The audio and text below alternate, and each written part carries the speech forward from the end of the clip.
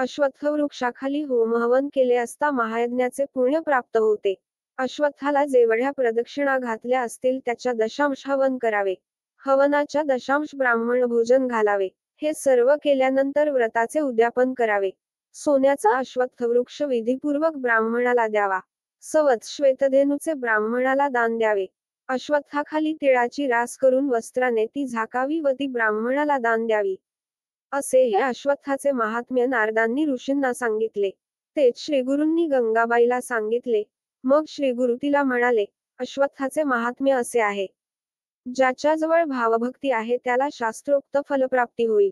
अशा प्रकारे श्रीगुरूंनी गंगाबाईला अश्वत्थ महात्म्य सांगितले. मग तिला ते म्हणाले, आता तू संगमावर जा व अश्वत्थ सेवा कर. तुला कन्या पुत्र प्राप्त होतील. त्यावर गंगाबाई म्हणाली, स्वामी, मी 60 वर्षांची वंध्या आहे. परंतु तुमच्या वचनावर माझी पूर्ण श्रद्धा आहे. तुमच्या सांगण्यानुसार मी अश्वत्थ सेवा करीन. मग गंगाबाई श्रीगुरूंना वंदन करून भीमा अमृजा संगमावर गेली. तेथे षटकुल तीर्थात स्नान करून तिने अश्वत्थ सेवा सुरू केली. त्याच्या तिसऱ्या दिवशी रात्री तिच्या स्वप्नात एक ब्राह्मण आला. तो तिला म्हणाला, तुझी इच्छा पूर्ण झाली आहे असे समज. आता तू एक कर. तू गाणगापुरास जा. तेथे श्रीगुरू आहेत. त्यांना तू 7 प्रदक्षिणा घालून नमस्कार कर. मग ते तुला जे देतील ते भक्षण कर. आता उशीर करू नकोस. लवकर जा. गंगाबाई स्वप्नातून जागी झाली. तिला सगळे स्वप्न आठवले. चौथ्या दिवशी अश्वत्थाची सेवा करून ती गाणगापुरात श्रीगुरूंच्याकडे आली. तिने श्रीगुरूंना प्रदक्षिणा घालून नमस्कार केला.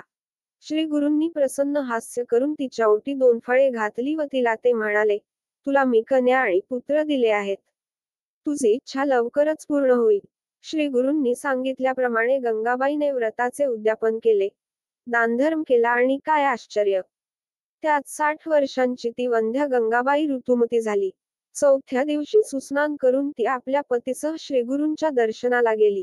तिने श्रीगुरूंची यथासांग पूजा केली. तेव्हा श्रीगुरूंनी तिला पुत्रवती भव असा आशीर्वाद दिला. ही बातमी गावात सर्वांना समजताच त्यांना मोठे आश्चर्य वाटले. केस पिकलेली 60 वर्षांची वंध्या गर्भवती झाली ही केवळ भक्तवर त्रैमूर्ती नृसिंह सरस्वतींची कृपा.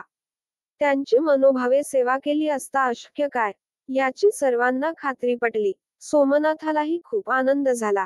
त्याने तिच्या गर्भारपणातील सर्व विधी यथासांग पूर्ण केले. यथाकाली ती प्रसूत झाली. तिला कन्यारत्न झाले. सोमनाथाने खूप दानधर्म केला. 10 दिवसांनी गंगा आणि सोमनाथ आपल्या कन्येला घेऊन श्रीगुरूंच्या दर्शनाला आली. त्यांनी आपल्या कन्येला श्रीगुरूंच्या पायावर घातले.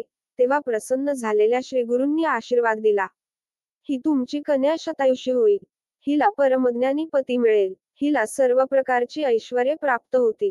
दक्षिणेचा राजा हिच्या दर्शनाला येईल. हिला पुत्रपौत्र प्राप्त होतील. श्रीगुरूंनी असा आशीर्वाद दिला असता गंगाबाई हात जोडून म्हणाली, स्वामी, तुमच्या कृपाशीर्वादाने मला कन्या झाली. आता मला पुत्र व्हावा अशी इच्छा आहे. श्रीगुरू म्हणाले, तुला कसला पुत्र हवा आहे? परमज्ञानी असा हवा असेल तर तो अल्पायुष्य असेल. तुला दीर्घायुष्य पुत्र हवा असेल तर तो मंदमती असेल. गंगाबाई म्हणाली, स्वामी, मला मोठ्या योग्यतेचा ज्ञानी पुत्र हवा आहे. त्याला 5 पुत्र व्हावेत. श्रीगुरूंनी तथास्तु म्हणून तिला तसा वर दिला.